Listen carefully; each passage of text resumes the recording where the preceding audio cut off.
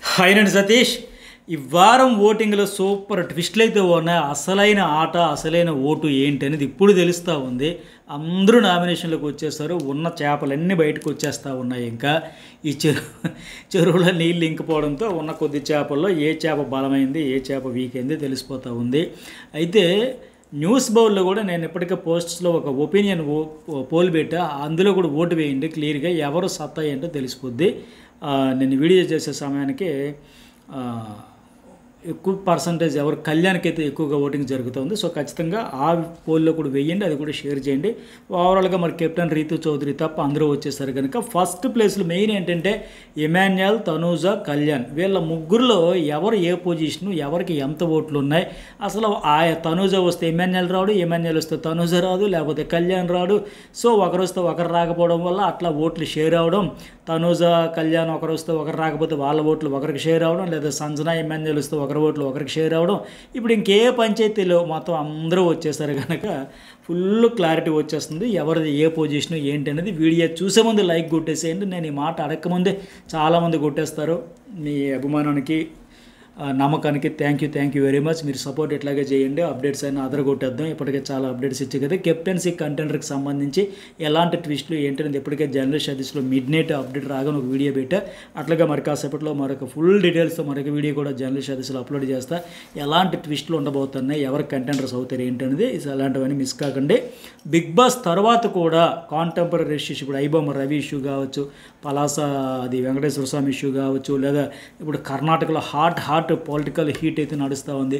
DK Shivakumar versus Siddaramaiah, ఇట్లా అనేకమైన local to international అన్ని టాపిక్ల మీద మాట్లాడదాం. సరే, ఇక ఓటింగ్లోకి వెళ్ళిపోదాం. తనూజ ప్రస్తుతానికి 26% ఓటింగ్లో ఉంది. ఆవిడకి ఏంటంటే గత వారం కూడా 6 నామినేషన్ చేయడం, ఈ వారం కూడా ఏకంగా 5 నామినేట్ చేయడం, ఎట్లా మెయిన్ పాయింట్ ఉన్నా లేకపోయినా చేయడం వల్ల కూడా వస్తుంది. అట్లాగే ప్రీ ఎగ్జిస్టింగ్ ఓటింగ్ కూడా ఆవిడకు ఉండడం వల్ల కూడా ఆవిడ ఆట నచ్చేవాళ్ళు. ఇప్పుడు పైగా సీరియల్ అంటే తమిళ్లో, కన్నడలో కూడా డబ్బింగ్ చేశారంటే, అంత పెద్ద హిట్ సీరియల్ అంటే అంత బాగానే ఉంది. ప్రస్తుతానికైతే ఫుల్ జోష్లో స్వింగ్లో దూసుకుపోతా 26%.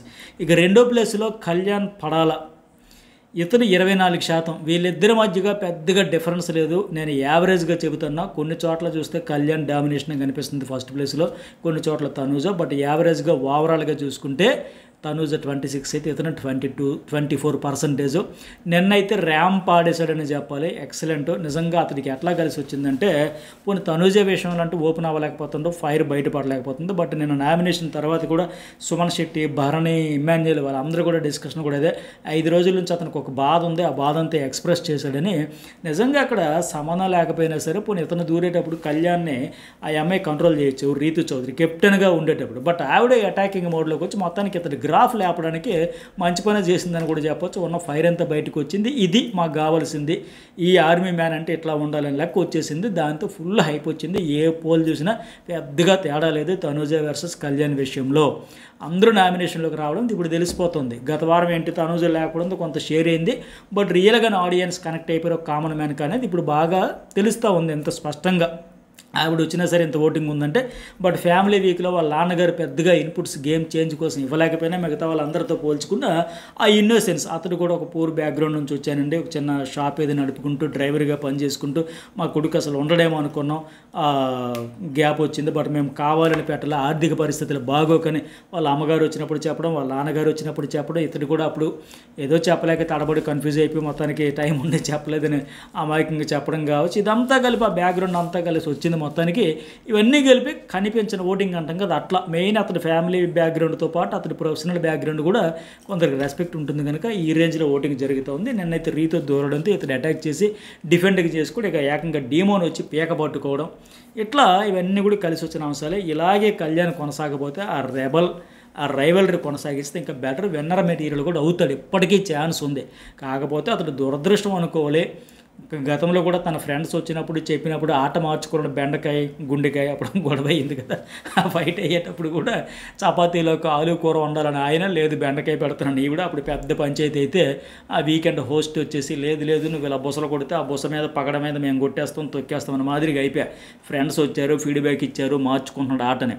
బట్ ఆయన మాత్రం అదే ఎపిసోడ్లో నెక్స్ట్ ఎపిసోడ్లోనే తనుజకి ఫీడ్బ్యాక్ తీసుకోవాలి, మార్చుకోవాలి, నేర్చుకోవాలి. ఇంతమందితో గొడవలు అవుతున్నాయి అంటే 35 గొడవలు 1 వీక్లో అయ్యాయంటే నువ్వు మార్చుకోవాలమ్మా ఫీడ్బ్యాక్ అని ఆవిడికి చెప్పి అతనికేమో మార్చుకోవద్దని చెప్పి అట్లా మళ్ళీ చేస్తే మరి చెప్పలేం, కానీ అతను దురదృష్టం అనుకోవాలి. కానీ ప్రస్తుతానికైతే ఫుల్ ఫామ్లోకి వచ్చేసాడు. నిన్నటి ఎపిసోడ్ అయితే జమ్మును లేపారు మొత్తానికి డీమోన్ అండ్ రీతు కలిపి. ప్లస్ సరే, ఇక నెక్స్ట్ వన్ థర్డ్ ప్లేస్లో ఇమాన్యుయల్ ఉన్నాడు. 15% ఉంది. ఎగ్జాక్ట్లీగా ఇతనికి ఎందుకు బిస్కెట్ అయిపోయిందంటే సేఫ్ ప్లే. ఎవరు అవునన్నా కాదన్నా విన్నర్ మెటీరియల్ అనిపించుకునేవాడు ఆ సేఫ్ ప్లే వదిలేసి ఇప్పుడు నిన్న కళ్యాణ్ అంత ఫైర్తో ఆడాడు. అట్లాంటిది ఇమాన్యుయల్ ఎలిమినేషన్లో కానీ నామినేషన్లో కానీ అది మిస్ అయిపోయినాం. స్టార్టింగ్లో గుర్తుందా, మనీష్ మర్యాదతో ఆ టాస్క్ ఆడేటప్పుడు బ్రహ్మాండంగా ఫైట్ చేశాడు. రెడ్ సిగ్నల్ గ్రీన్ సిగ్నల్ అనేటప్పుడు చాలా బాగా ఆర్గ్యుమెంట్ చేశాడు. అట్లాగే హరీష్ ఉండేటప్పుడు కూడా చాలా సందర్భాలు చేశాడు. ఆ తర్వాత రాను అలా కంట్రోల్ అయిపోయింది. ఇప్పుడు నిన్న కూడా చూడండి, సంజన విషయంలో ఆవిడ కుండ బద్దలు కొట్టినట్టు చెబితే ఇతను అంత రియాక్ట్ అయిపోయి అందరూ కూడా అంత ఆశ్చర్యపోయి ఆవిడేం అనకూడని మాట ఏం అనేలేదు కదా. ఇతను కూడా బాగా ఎక్కువగా చించుకొని ఎందుకు అంత సేఫ్ అంటే ఇతన్ని ఎక్కడ అనేస్తారు, ఆవిడేది అతనికి బాగా బలంగా ఫిక్స్ అయిపోయాడు. సంజన హీట్ ఆఫ్ మూమెంట్లో ఒక మాట జారేస్తుంది, ఆవిడే అసలు ఆ మాట తీసుకో, తప్పు వెనక్కి తీసుకుంటే తగ్గేదే లేదని ఆవిడ చెప్పేసింది. అట్లాగే నేను మొన్న కూడా చూసాను, రీతు చౌదరి డీమోన్ వాళ్ళు ఒక దుప్పటి కప్పుకొని కూర్చొని ఆ కళ్యాణ్ వచ్చే ముందు అవన్నీ చూసే వాళ్ళకి ఇబ్బందిగా ఉంటుంది. వాళ్ళు ఎవరు చెప్పలేకపోయారు, ఇప్పుడు చెప్పింది. అలాంటప్పుడు ఇక్కడ ఇమాన్యుయల్ అయ్యి బాబాయ్ ఆయనలాగా అంత రియాక్ట్ అయిపోయి ఆవిడ మీద తిరిగి దబాయించినట్టుగా వేరే వాళ్ళకైతే అట్లా చెప్పలేడు. ఇవన్నీ కూడా సేఫ్ గేమ్లో భాగంగా అతనికి డ్యామేజ్ జరిగిపోతూ ఉంది. ఇప్పుడు ఈయన కూడా ఫన్ మోడ్లో చెప్పాడు కదా, ఆ డీమోన్ ఆ రీతు దగ్గరికి వచ్చేసరికి ఏదైనా వచ్చేటప్పుడు ఒరే నువ్వు డైరెక్ట్గా వచ్చి రావురా, పక్కనున్న వాళ్ళు ఏదో మాట కలుపుకొని అట్లా వచ్చి మమ్మల్ని పక్కన పెట్టి ఆవిడ దగ్గరికి వెళ్ళిపోయి మీ ట్రాకో మీరు అని చెప్పి ఆ క్రీమ్ పూసుకోవడం వీటన్నింటి గురించి చాలా సందర్భాల్లో చాలా ఫన్నీగా కామెంట్లు చేశాడు. బట్ అదే విషయాన్ని చాలా సీరియస్గా సంజన చెప్పింది. బట్ ఇక్కడ ఏంటి, ఇమాన్యుయల్ ఒక స్టాండ్ తీసుకునే దానికి సంజన అయితే తప్పు అన్నట్టుగా పోర్ట్రే చేస్తే ఆవిడేం క్రియేట్ చేయలేదు కదా, కళ్ళ ముందు 11 వారాలుగా చూస్తున్నదే చెప్పింది. సో అక్కడ అందుకే ఆవిడకి గ్రాఫ్ పెరుగుతుంది తప్ప ఇతరికైతే డ్యామేజ్ ప్రస్తుతానికి 15%. ఇక 4th ప్లేస్లో డీమోన్. ఖచ్చితంగా రీతు చౌదరి లేదు కనుక ఆవిడ ఓట్లు ఒక 4%, 5% ఎంతో కొంత షేర్ అయితే సో ప్రస్తుతానికి ఈ వారానికైతే ఇతడు సేఫ్ అయిపోయినట్టు ప్రస్తుతానికి కనిపిస్తుంది. మరి ఫ్యామిలీ వీక్ వాళ్ళు వచ్చి చెప్పడం కూడా మీ బాండ్ బాగుంది అంత పాజిటివ్ అని చెప్పడం కూడా మరింత చెలరేగిపోయేలాగా ఉన్నారు. నిన్న ఒకరి కోసం ఒకరని మాదిరిగా నామినేషన్లు అతడువో ఆమెవో తెలియని గందరగోళంలో కెప్టెన్ అయ్యిండు కూడా అట్లా దూరకూడదు కదా. ఇంకా ఎవరైనా థర్డ్ పర్సన్ ఇన్వాల్వ్ అయితే ఆ కళ్యాణ్ అక్కడ ఆపాలి. ఆయనతో పాటు ఈవిడ కూడా వచ్చేసి గొడవపడేది అంతా ఆవిడకి డ్యామేజ్. కెప్టెన్గా ఉండాలి తప్ప కంట్రోల్ చేయాల్సినే. నిన్నటి ఖచ్చితంగా డీమోన్ కూడా డ్యామేజే. వీకెండ్ ఏం చెబుతారు, అట్లా పీక పట్టుకోవడం అనేది నార్మల్గా పట్టుకున్నాడు, కంట్రోల్ చేస్తాడని ఆయన ఫ్యాన్స్ కావచ్చు ఫ్రెండ్స్ కావచ్చు కవర్ డ్రైవ్ వేసినా క్లియర్గా అర్థమవుతుంది. ఇంటెన్స్ ఎంత ఫోర్స్గా వచ్చాడు, ఆపాలనికి వచ్చి టెంపర్ లూజ్ అయిపోయి అట్లా చేశాడు.